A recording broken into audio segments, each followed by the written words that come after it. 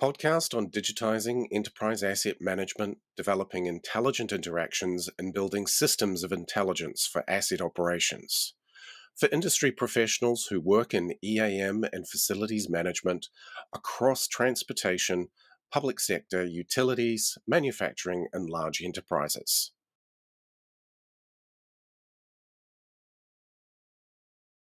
So, today on the intelligent asset, using artificial intelligence to automate business processes.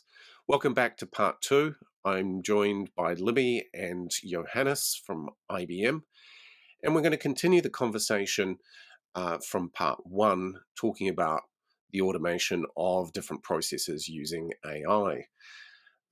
Johannes, you mentioned something in part one around trust being quite important, and I guess equally transparency has become an issue in terms of popular culture, if you like, in relation to what has happened in recent times around ChatGPT.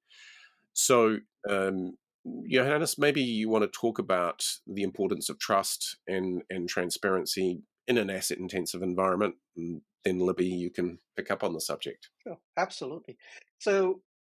I think in any environment where you're deploying new technology, especially something as new as AI, there's always going to be hesitancy in terms of how well is this new piece of software working? How well is the AI making the right judgment calls?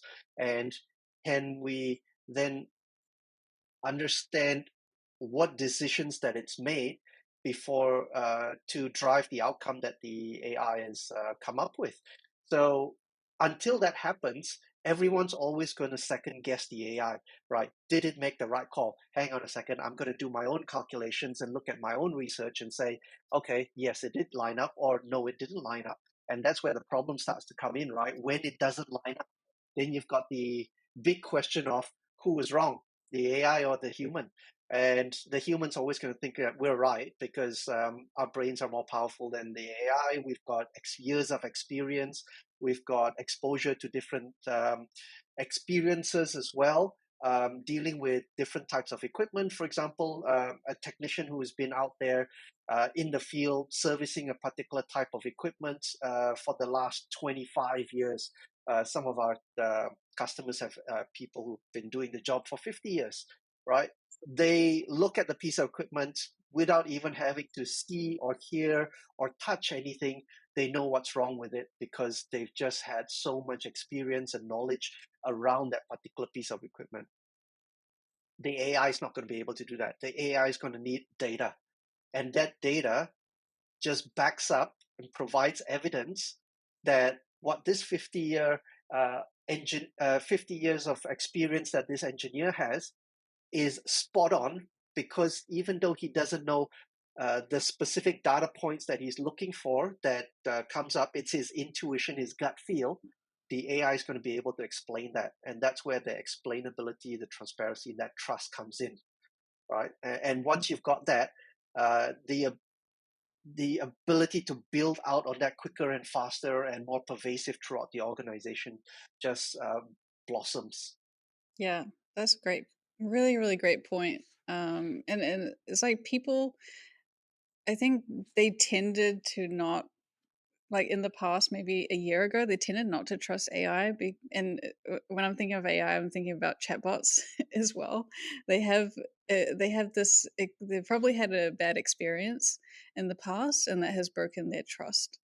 And that comes with anything. So when people think of the expectations that they have for a product or a solution, it's based on their last best experience as well. So if you do not meet that experience, then they lose trust immediately. So when we've seen ChatGPT come out, people were very, very trusting of it from the beginning because it was able to answer their questions or generate a song. I overheard someone talking about that on a bus, telling his friend how cool it is. That's how I knew this thing was popular. So when you hear people talking about it on the bus, yeah, they started to trust it a lot because it was able to do what they expected it to do, or exceed expectations. But then, Yeah. as weeks go on, you start to see the news articles come out of how people were affected badly from what it was producing. And I have a little story from one of my colleagues here. He came over to me and he's like, "Oh, have you tested out Bard?" Like, no, is this another large language model? I haven't tested it out yet. He's like, oh, okay. And he goes and tells me this really long story about how he trusted it and then it moved to distrust very quickly. So he asked it to give him reports of what was happening in a small town up north. Oh, I can't remember. Oh, Opanoni. I'm from Whangarei, so I should remember it. It's nearby up north. Opanoni, and he thought, oh, we'll give it a go, see what it knows.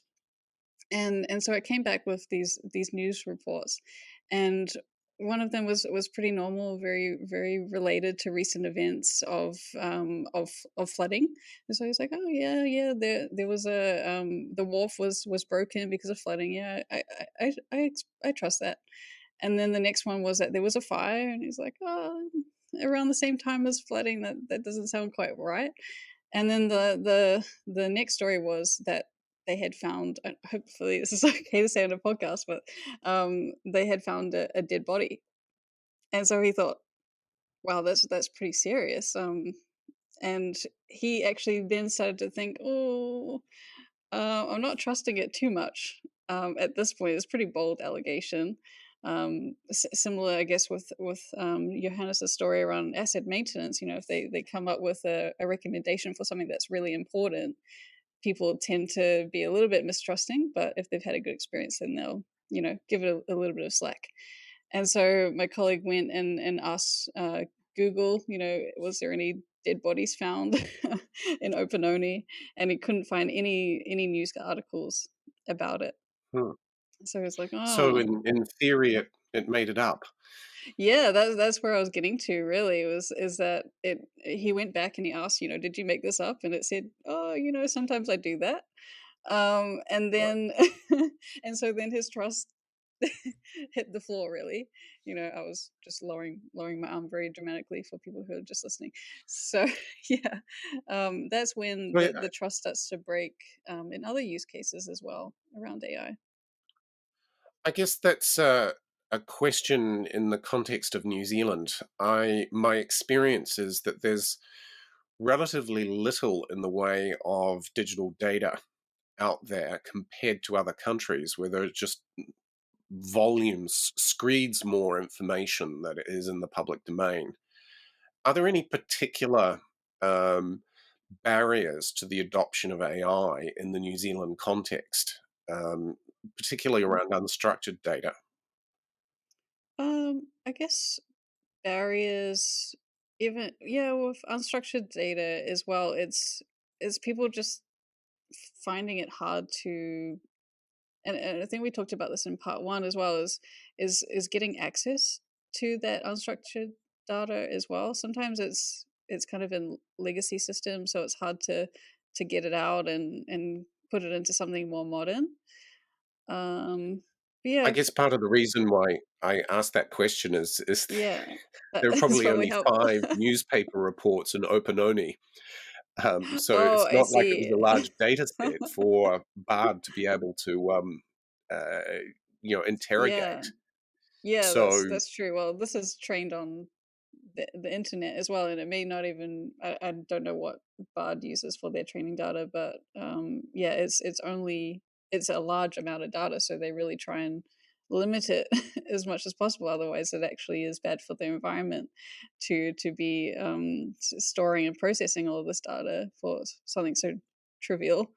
But yeah, it's true. There is kind of like a data divide in different countries or even communities, like indigenous populations as well. That data is very misrepresented, but also if we're going into data sovereignty discussion as well, it is not something that people actually want other people to have access to and then to be used for financial gain or used in the wrong way or whatever. So yeah, there's lots of different conversations that you can have of barriers. Sometimes it's barriers in the data. Sometimes it's barriers of trust. Sometimes it's barriers of people just don't wanting. They just don't want you to have that data, or they don't want.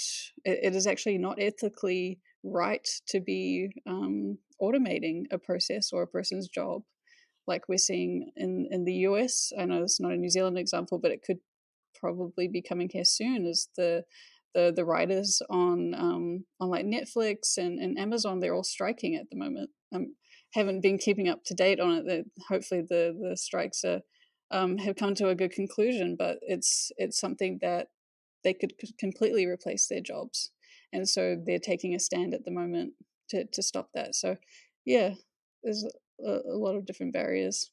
Yeah, but the counter to that is also the fact that AI should be taking over the more mundane activities of your day to day, so you can focus on the higher Mm. value stuff, isn't it? Yeah, yeah, and that's why we talk about augmented intelligence. So I have a colleague that was asking people, "What does AI stand for?" And he tricked them in saying, "No, it actually stands for augmented intelligence." So it's not replacing somebody's role. It's about making those mundane tasks like in chatbot land. You replace the repetitive questions that people get sick of answering day in day out, and they just want to spend time on providing really delightful experience or conversation with somebody. So yeah, it's not about replacing, but Yeah, people can use it and for bad we're as well. They can, yeah, no, absolutely. yeah. And we're seeing the same thing happen in the asset intensive space, right? Mm. We've got lots of hype around Boston Dynamics with Spot Oh the yeah, dog. Don't Spot. know if you've seen that Yeah, one yeah, yet. they've been around New Yeah, Zealand. robotic dog. Yeah. Yeah, they've been around New Zealand. They've done a roadshow for Australia, and it's very, very popular uh, piece of equipment. Now, what we've learned from Spot is that Spot can replace a technician's role in doing the very mundane, doing the site walks every day, taking meter readings, checking for defects, looking if the gate has been closed. You know, it's got all that capability that is carrying on its bed, on its back, on its head. Take pictures, do heat sensing, use the camera to take a picture of the meter, the gauge, and then using visual AI to convert that physical gauge into a digital representation to say the meter is showing you at 47% or something like that, right? So now what do you have? What are your technicians doing? They're not doing rounds anymore. They're going to spend their time on high value activities, which is spot set that there's a defect over here. I'll send a technician out and work on that rather than 60-70% of his day doing the basic, just doing Yeah, rounds. no, that's an excellent point. The mundane that you mentioned, but also the dangerous as well. So, yeah, we're working with a company. It was a long time ago in my consulting days, but yeah, they're using robots to go into very tight, confined environments where they maybe people cannot actually physically fit in there. So it's yeah, you're right. Some of those things that are dangerous or mundane should definitely be replaced so that they can focus on actually the end goal, which is making sure that it's fit for purpose or is working correctly. Uh, so when we're talking about trust and transparency, one of the more potential insidious things that could happen is that you're subject to some form of cyber attack, which affects your use of artificial intelligence. What are some of the precautions or ways in which you need to be wary of cybersecurity in relation to the Yeah, deployment of AI? great question. So, in terms of cybersecurity, you need to make sure that if you are using any type of application for doing something that's very serious, um, like making a decision or it's not an asset maintenance example, but if you're automating like a hiring process and you've got very specific data about people, very sensitive data in the HR space, you need to make sure that your data is secure. So it's in a trusted place. It's got all of the cybersecurity standards, and you have to make sure that you're using applications as well that are certified for that. So it is very helpful to be using something like IBM's technology as well, where we're very conscious, and we meet all of this cybersecurity standards, and we keep that locked down. So don't put your data in a third party application that's usually free or that you don't trust, or hasn't been around for very long. Yeah, don't share your data in spreadsheets either. Don't email them around as much as possible. Have them in a system where it's secure. Johannes, do you have anything to add on that? I know it's not your area of expertise. Yeah, I was just yeah, I was just going to say that you've hit a couple of good points there, and the point around decision making. I would say from a while we're very influenced by the movies and what we see on TV in terms of what AI can do and what hacking into a computer system will do, I think most use cases for AI today is all around decision making. I haven't come across a situation where AI is in full control of an automated system.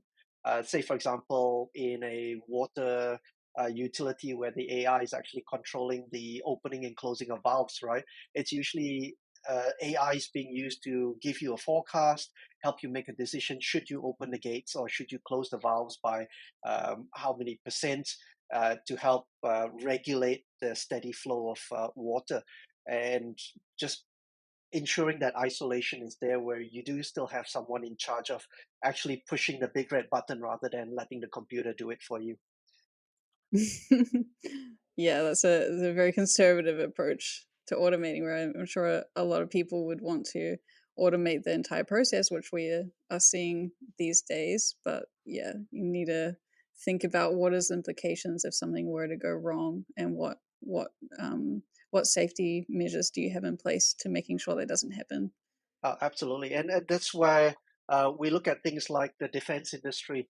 Um, they will have they have lots of IT systems, but depending on the situation and the particular projects, they're completely isolated from any form of network. The machines will run on an isolated, closed network without any external ability to influence. And just because that's the nature of what they need from both data security as well as the ability for external inputs affecting the performance and the operations of that particular business. So maybe to summarize then, Johannes, so you were talking about data governance, data quality, cyber security. What would be your kind of checklist of things that are important to get right as you approach the adoption of some form of artificial intelligence and or automation? Well, I think I'd start with understanding and getting your strategy right. Right? What is it that you're looking to automate? What is it that you're looking for AI to help you improve upon?